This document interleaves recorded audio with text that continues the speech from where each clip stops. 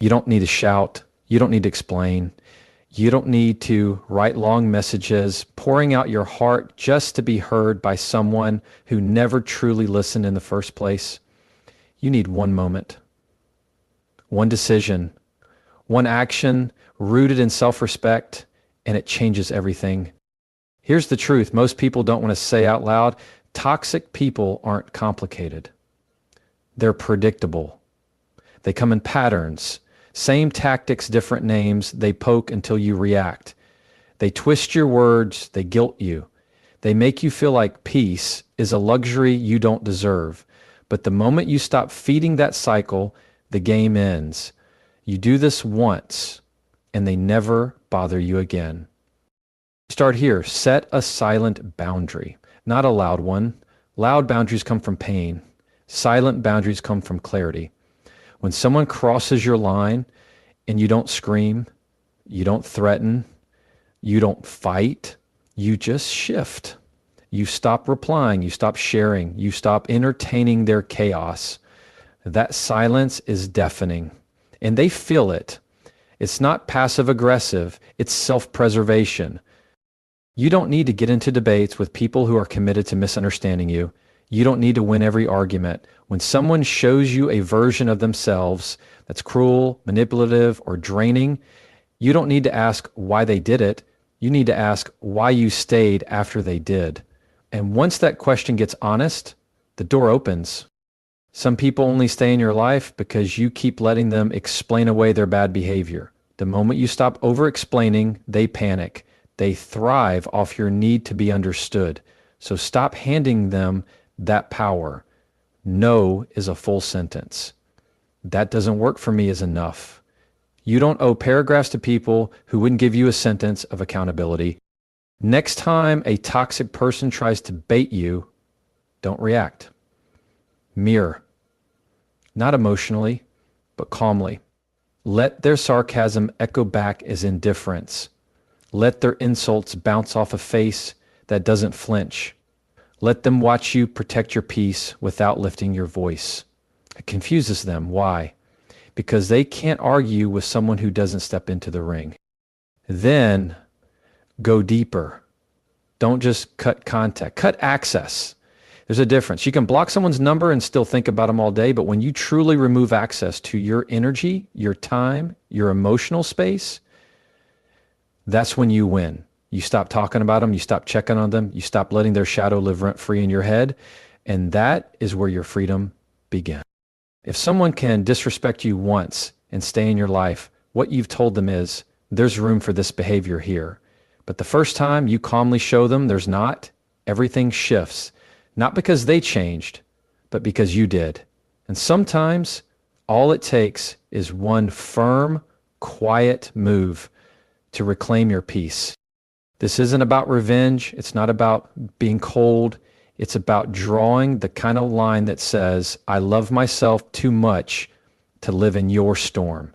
And the moment you make that choice, even once, toxic people lose the map to find you. And you start breathing again. Toxic people often rely on your reaction to fuel their behavior. It's not just what you say. They're watching how you respond, how flustered you get, how much attention you give them. The louder your reaction, the more control they feel they have over you. They thrive in chaos. They know how to press the right buttons because they've learned your emotional patterns. The moment you start raising your voice, over-explaining yourself, or defending every move you make, they feel like they're winning.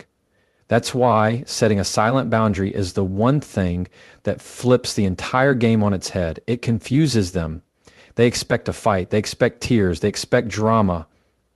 But when all they get is silence, stillness, and no reaction, they don't know what to do with it. That's power. A silent boundary is not about ghosting people or being passive-aggressive. It's about making a decision within yourself that someone no longer deserves access to the parts of you they once exploited. It's a decision that says, I'm not going to teach you how to treat me anymore. I'm just going to show you that mistreating me means losing me. You don't announce it. You don't warn them. You don't even argue. You just shift. The conversations become shorter. The explanations disappear. The emotional investment dries up. You start replying with peace instead of proving your point. And slowly, they start to realize that they're losing the grip they once had. Toxic people don't respond to logic, they respond to energy. That's why trying to reason with them feels like talking in circles. They twist facts, they deflect blame, they manipulate emotions. But when you respond with calm detachment, when you set a boundary that isn't loud or reactive, they start to lose their leverage. Think of it like turning off the lights in a room where someone's trying to perform a show. The audience is gone, the spotlight is off, the performance becomes pointless, and eventually they walk off the stage. What makes silent boundaries so powerful is that they protect your peace without putting you in emotional debt. You don't have to spend your energy explaining why you're hurt. You don't have to write essays defending your decision. You don't even have to convince them they're wrong because you've stopped seeking their validation. That's what changes everything. When you stop needing toxic people to understand your pain, you finally start healing. And they feel that shift. They feel your silence. They notice the absence of your attention. And they realize that whatever game they were playing, they're now playing it alone. The beauty of this approach is that it doesn't require confrontation. Not everyone deserves closure. Not everyone deserves a goodbye speech. Some people deserve nothing more than your absence. And when you give them that, not out of hate, but out of love for yourself, it's a message louder than words. It says, I've outgrown the need to argue with you. I've outgrown the need to be seen by someone who only looks at me when they want something. I've outgrown the cycle. And here's what's even more powerful. When you start setting silent boundaries, you start attracting peace into your life. You realize that not everything needs your reaction. Not every insult needs your defense. Not every accusation needs your explanation. Some things are simply not worth your breath. That's not weakness. That's maturity. That's emotional intelligence. That's you choosing to respond from a place of strength rather than insecurity. The moment you choose stillness over screaming, quiet over chaos, you begin to rewrite the rules of how people can treat you. And toxic people, they don't stick around when they're not being fed. When you stop being available for the games, the drama, the emotional tug of war, they retreat. Not because you told them to, but because your energy no longer entertains their dysfunction. You don't need to fight to be free. You just need one quiet decision made in clarity, acted upon in peace. Set the boundary once.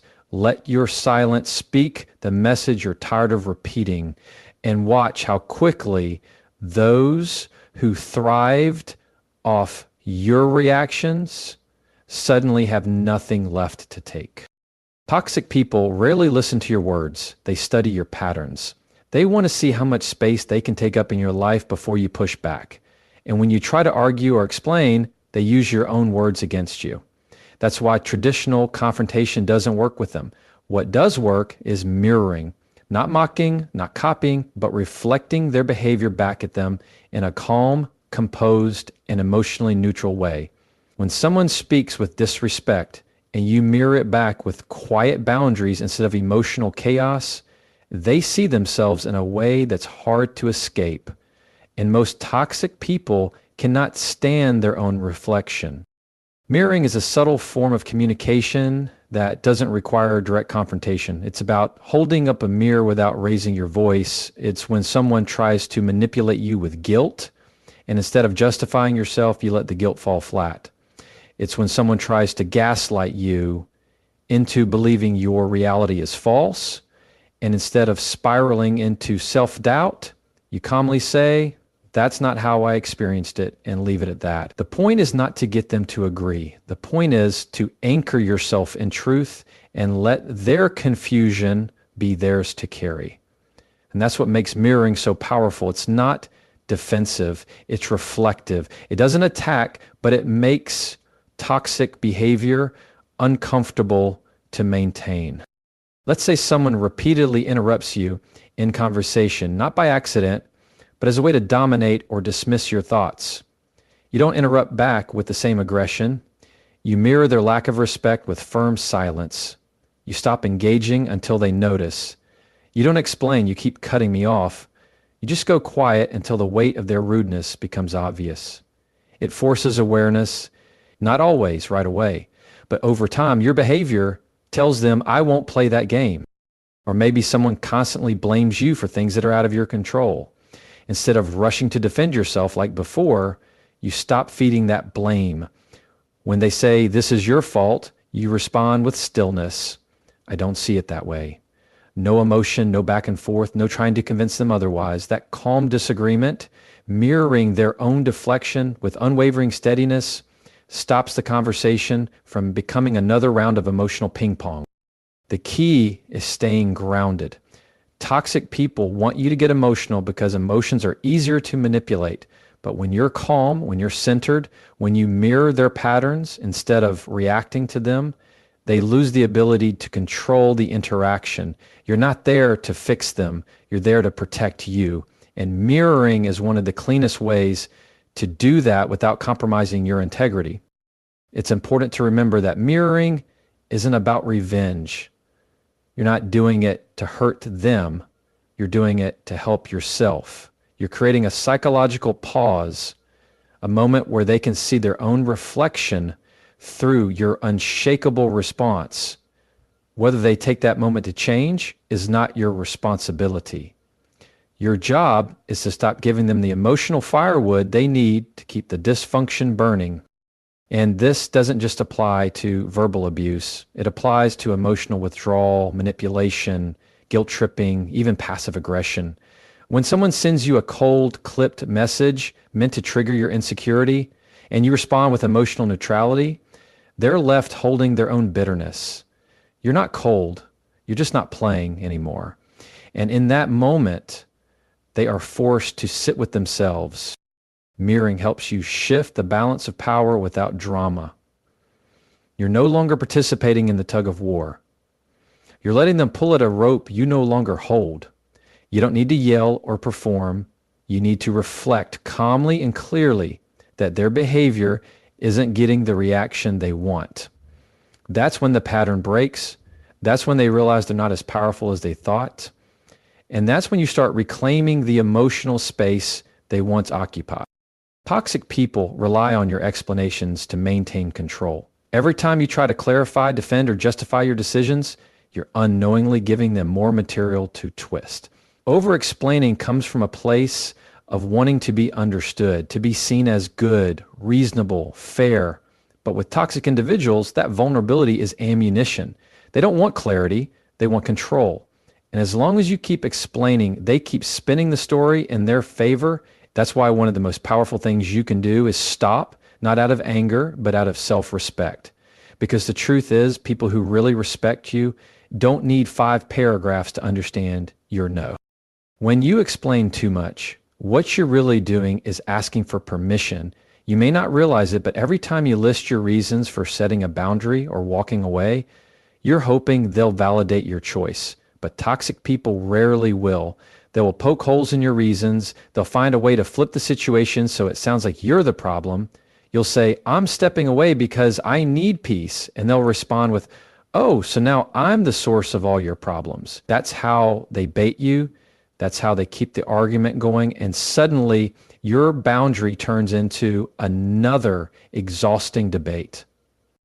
But when you stop over-explaining, you break that cycle. You don't owe long-winded justifications to people who disregard your feelings. If someone asks you why you didn't answer a call, you don't need to tell them about your entire day. I was busy is enough. If someone asks why you set a certain boundary, because it's what I need right now, is enough. No further detail, no rehearsed speech. The less you explain, the clearer it becomes. Your decisions are not up for discussion. It takes strength to resist the urge to explain, especially when you've been conditioned to please. Maybe you grew up in an environment where peace meant over-accommodating others. Maybe you were taught that love is earned by bending, shrinking, proving. But there comes a point when you realize your peace is not a debate. Your needs are not courtroom evidence. You are allowed to make decisions based on what feels right for you, even if others don't agree. You teach people how to treat you, not just by what you say, but by what you're willing to repeat. The moment you find yourself explaining the same thing over and over to someone who isn't listening, you have to pause and ask yourself, is this person really confused, or are they just pretending so they can keep crossing the line? Because confusion fades with clarity. Disrespect stays even when you've been crystal clear. And when you see that, you stop explaining, you start choosing. There's also a peace that comes with trusting yourself. When you stop explaining, you begin to stand taller in your truth. You realize you don't need to be understood by someone who isn't even trying.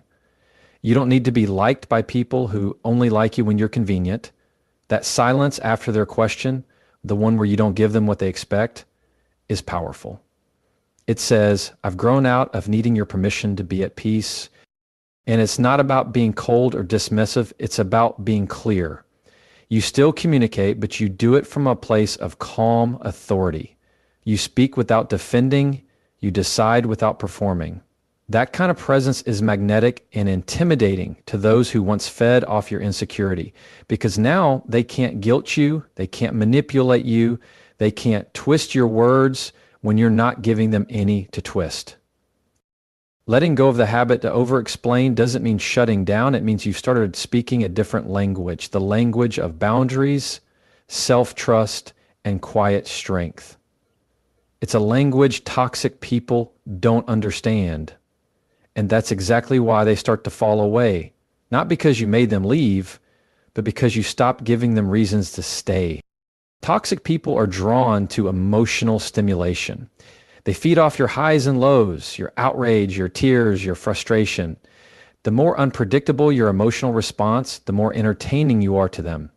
It's why they provoke you, why they create drama, why they push buttons they already know will hurt. But when you remove that emotional reaction, when you become boring to them, they lose interest. This is what the gray rock method is all about. You become emotionally uninteresting, like a gray rock, plain, calm, unmoved. And for someone who feeds on attention and emotional chaos, that's intolerable. And it might feel unnatural at first, especially if you're someone who feels things deeply. You're used to reacting when someone disrespects you or crosses a line. You want to defend yourself. You want to be understood. But when dealing with someone toxic, emotional engagement is a trap. It doesn't lead to resolution. It leads to more manipulation. They want your passion, not your peace. They want you to yell, cry, and argue because those reactions prove that they still matter to you, that they still have influence over your emotional world. But when you go gray rock, you take that away. This doesn't mean becoming numb. It means being calm on the surface, even if you're angry or hurt inside. It means not showing them your pain, not to suppress your truth, but to protect it. You give them the same emotional energy you'd give a stranger asking for directions, short, polite, uninvolved. Okay, sure, that's fine. No story, no heat, no explanation. Your tone is flat, your body language neutral, your energy grounded. And in that stillness, they find nothing to feed on. They might push harder at first. They'll test you, say something insulting to get a rise out of you, stir old wounds, try to make you feel guilty or stupid or small. But you stay steady. You don't match their tone. You don't defend your choices. You let their words fall flat. They want to see your emotional fire, but you don't give them a single spark. That's where your power is, in the refusal to perform. It's especially effective in environments where you can't completely cut someone off, like work, co-parenting, or certain family dynamics. You still have to interact, but you don't have to engage. You don't give personal information. You don't share feelings. You don't reveal your inner thoughts. Every answer is measured, every reaction filtered. You keep it simple, neutral, and focused only on the task at hand. Over time, they get bored because the only thing they can control is what you give, and you're giving them nothing they can use. There's a kind of quiet strength in being emotionally untouchable. You're no longer scrambling to prove your worth or defend your peace. You're not emotionally bleeding in front of people who would only point at the wound. You've made a choice to starve their appetite for drama. And that choice tells them something loud and clear. I am not available for your games anymore. And this doesn't make you weak, it doesn't make you cold, it makes you free. You're not avoiding conflict, you're denying access. You're not shutting down, you're showing that not everyone is entitled to your emotional life. Toxic people live for reaction. They want to feel like they control your mood. But when you practice the gray rock method, they realize they no longer hold that power. You've become someone they can't manipulate because you've stopped showing them where it hurts. Eventually, they stop trying, not because you told them to, but because you became a place where their games don't work. And they'll move on, looking for someone else who hasn't yet learned what you now know. Peace is more powerful than any reaction. And silence, when used with intention, is the loudest no you'll ever give. There's a difference between cutting contact and cutting access. Most people think that blocking someone, unfollowing them, or avoiding interaction is enough to protect their peace. And sometimes that's a necessary first step. But if that person still lives in your head, if you still replay arguments, check their social media, talk about them constantly, or feel triggered every time their name comes up, they still have access. Emotional access is the deeper layer. It's what truly determines whether or not someone still has power over you. Cutting access means deciding within yourself that they are no longer allowed to affect how you think, how you feel, or how you move. You stop explaining their behavior to others.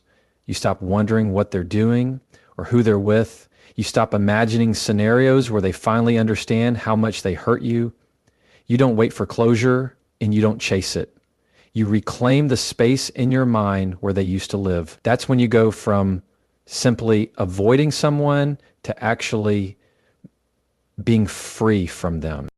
This is one of the hardest parts of dealing with toxic people, because even when they're physically gone, the damage they've done can echo in your mind. You may still hear their voice in your head, still doubt your instincts, still feel the pull of unfinished conversations. That's normal. But healing begins when you start closing those doors one by one, even if they never get a formal goodbye, because closure isn't something they give you, it's something you give yourself. You decide, the story ends here. You decide they don't get any more chapters in your life. You decide your peace is more important than their presence. Sometimes people stay emotionally involved with toxic individuals out of habit. They've built their identity around trying to fix that person, earn their love, prove their worth. So even after they leave, they keep thinking about what they could have done differently. But here's the truth. If someone made you feel small, unsafe, or constantly unsure of yourself, then no version of you would have ever been good enough for them, because they weren't good enough for the version of you that already existed. And once you know that, you stop looking for explanations. You start creating distance, not just physically, but mentally. Cutting access also means being careful with who you vent to. Sometimes the people you talk to about that toxic person end up carrying their energy back into your space. They might update you on what they're doing. They might question your decision to cut ties. They might keep the story alive when you're trying to let it die. Protecting your peace means being mindful about who gets to speak into your healing. Not everyone deserves a front row seat to your growth, especially if they're still connected to the person you're trying to move on from.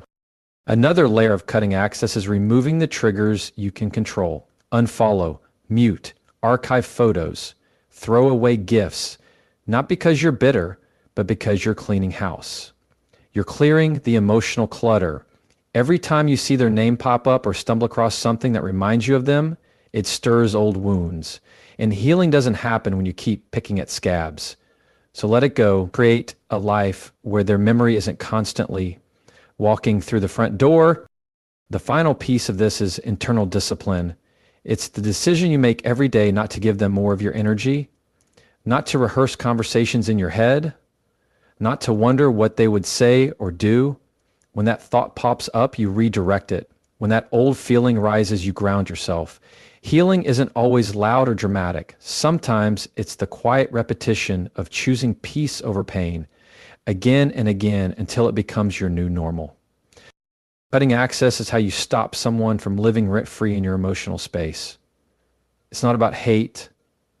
It's not about revenge. It's about remembering that peace isn't something they can take from you anymore. Because you've locked the door, you've changed the locks, and now only you decide who gets to enter your life, not just physically, but emotionally. And that is where true freedom begins. The first time someone disrespects you, how you respond teaches them everything. People learn your boundaries not from what you say, but from what you allow. If someone speaks to you with sarcasm, cruelty, or dismissiveness, and you stay silent, they take that silence as permission. If someone ignores your needs, mocks your feelings, or crosses your lines, and you forgive without change, they don't learn to treat you better. They learn how much they can get away with. That's why the very first time someone crosses the line is the most important moment to act. Not with anger, not with drama, but with clarity. Setting the tone early is powerful. You don't have to be harsh to be clear.